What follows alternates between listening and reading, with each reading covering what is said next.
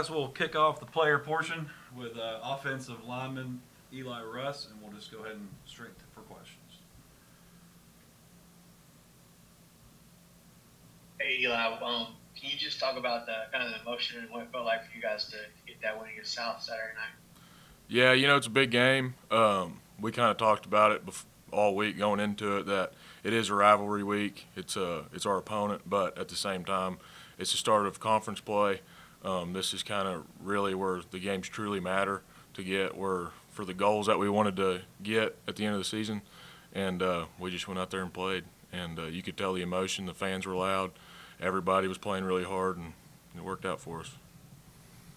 Can you just talk about the difference you've seen yourself in Tucker from last season to now? Yeah, I mean, he's just more confident in himself. He works his butt off during practice, comes in every morning, watches film. He knows what he needs to fix. He knows what he needs to get better at. And you can tell he's just a lot more comfortable out there on the field with us. And what have you seen from Texas State so far in terms of their defense? They're pretty stout. As always, they have a pretty good sized D line, big guys up front. They have linebackers that run around. We just have to stick to our scheme, do what we're coached to do, and it should all work out all right.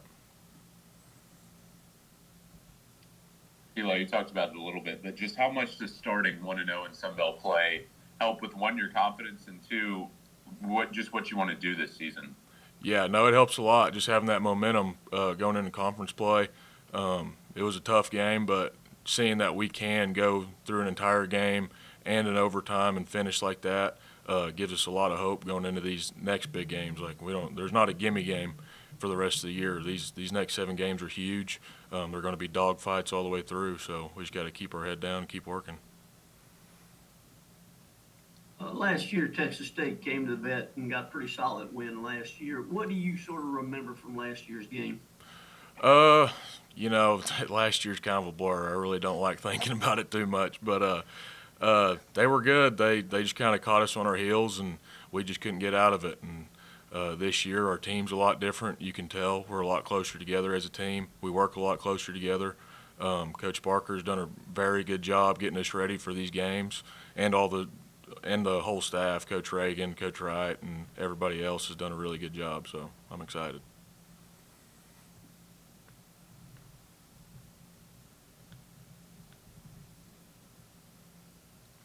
Eli, no sacks.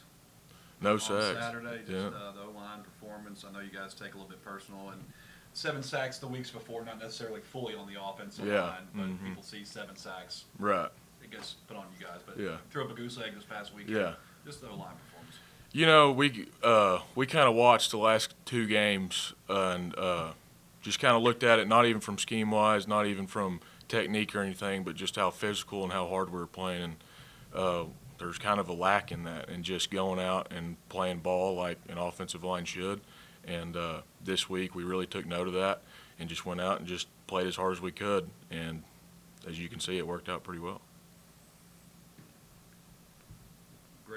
Great crowd, great atmosphere on Saturday, and it was 4 quarters worth. What message do you have to the students and then the fans for sticking out through that overtime? Yeah, I mean, it makes a huge difference, a lot bigger difference than most people understand. Just having those fans out, especially on their sideline, it can bother you, it can rattle you when you have a 3 and out and come out on the sideline and people are sitting there screaming at you. But for 4 quarters, man, it was. I don't know how many fans were in attendance or anything, but it sounded like that place was packed out. So they did a really good job. Junior cornerback Jacquez White, and we'll go ahead and just open up for questions for Jock.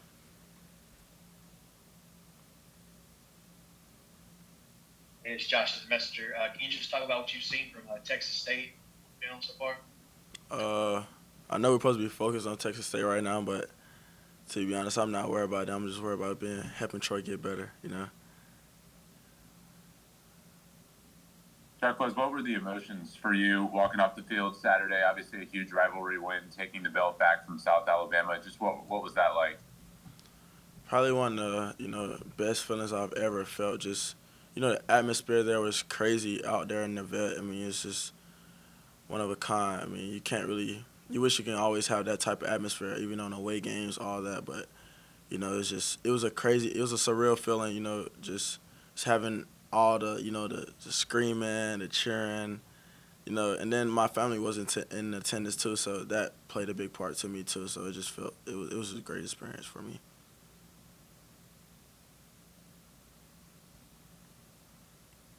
How do you feel like you guys as a secondary have grown to this point in the season, and where do you want to get better? I feel like we've always I know earlier during the fall camp you guys asked about how we could better our defense or whatnot, and I said could stay connected or whatnot. And I feel like right now like we're connected defense. Like we know when someone's down, we always gonna be able to go pick them up. Like when someone messes up, we can go over there, pick your head up. We got this. Like let's move on. Like next play mentality. And I feel like we've all grown from that, and we've all we're more connected defense right now.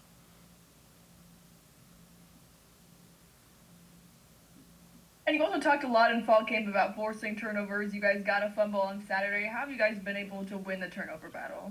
It was just really focusing on, we emphasize punching the ball out. We do a lot of, ball striking, ball drills at practice. And, once you do it so much, it just comes like, a second nature to you. It's just something that you want to do. And you got to have that type of stuff to, win football games. I mean, offense wins football games, defense wins football games, but, turnover margin wins football games too.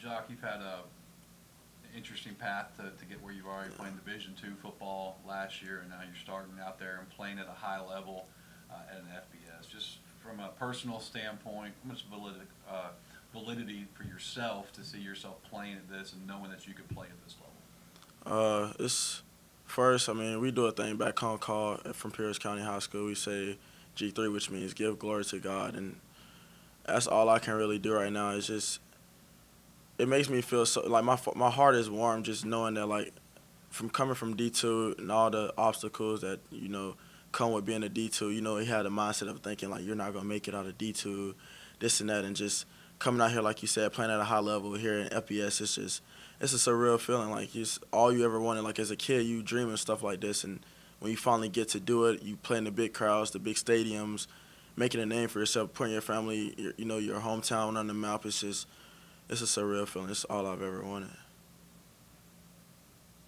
You guys kind of set the tempo early, the tone early, made a big play, and you got a big hit early on in that game. How important was it for you guys to kind of come out and defensively, set the tone for that football game? And I feel like that play particularly really just it changed the game. I would say because you bring the more big hits, the more big plays you have, the more juice you bring to that defense. And I feel like our defense, we feed off of big plays, like a lot of juice. That anytime we have any juice coming to the defenses, I feel like we're unstoppable defense.